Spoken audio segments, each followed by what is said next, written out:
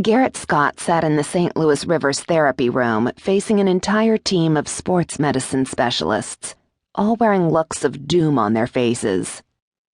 From the team doctor to the therapists who'd been working on his shoulder for the past 6 months, their faces said it all. He wasn't ready to pitch yet. He was tired of it. Tired of being molded and manipulated and poked and prodded like some kind of experiment. His shoulder wasn't getting any better, and he still couldn't throw a pitch. He was done.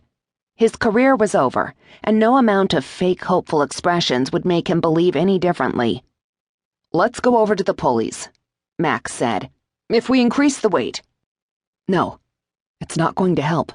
I don't have my full range of motion, and no pulleys, no weighted balls, no water therapy, and no amount of stretching is going to get it back." "You don't know that, Garrett," Max said. As head of the sports medicine team, when Max had a plan, everyone listened. "We haven't finished your therapy, and the season hasn't started yet. There's plenty of time." Phil, the team doctor, nodded. "Max is right. You haven't given it enough time." Garrett glared at them both.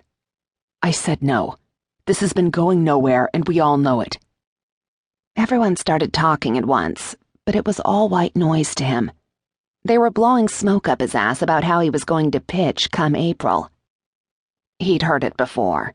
All the pats on the back and the encouragement that didn't mean anything if you couldn't get a ball across the plate.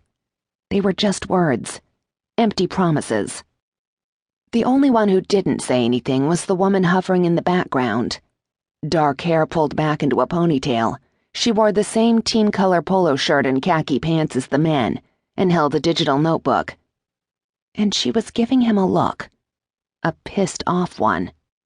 "You haven't said anything," he said, focusing his gaze on her. "What do you think?" She blinked and held her notebook close to her chest. "Me?" "Yeah. I'm not in charge of your recovery. There are people here with much more experience than me." "You've watched my therapy, haven't you?" "Yes." "Then what do you think?" They all turned to her, watching and waiting. She finally shrugged. "I think your team is right. You'll pitch." She moved forward, and he got a good look at her. Despite the ugly uniforms they all wore, she was pretty, one of the 2 women on the sports therapy team. He'd thought them interchangeable and hadn't paid much attention, because they were both brunettes, just blurs passing by while he was doing therapy with Max and some of the other senior members of the team. Now that she was closer, he really noticed this one. She had stunning blue eyes and a pretty mouth. He was definitely paying attention now that she'd spoken. "My arm is stiff." "Because you're babying it, because you won't give it your all. Your therapists know what they're doing, but you fight them." As soon as she said it, her eyes widened. Max crossed his arms, and Garrett could tell he was pissed. Garrett wasn't. His lips quirked. "Go on." "Look, I didn't mean to insult you."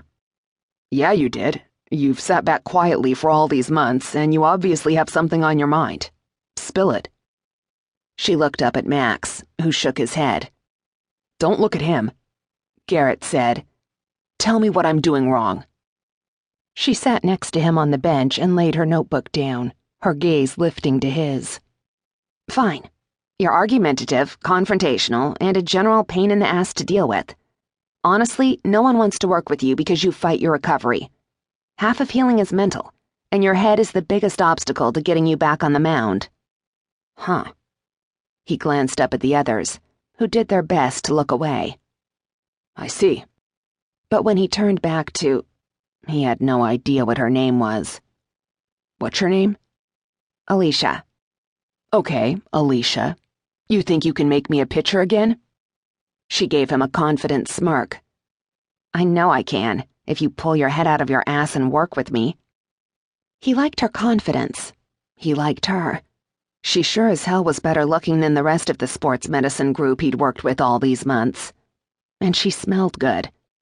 "Alicia," Max warned, "why don't you head up to the office, and I'll finish up here with Garrett." Alicia nodded, then stood and left the room. Garrett laughed. The first time he'd laughed in a long damn time.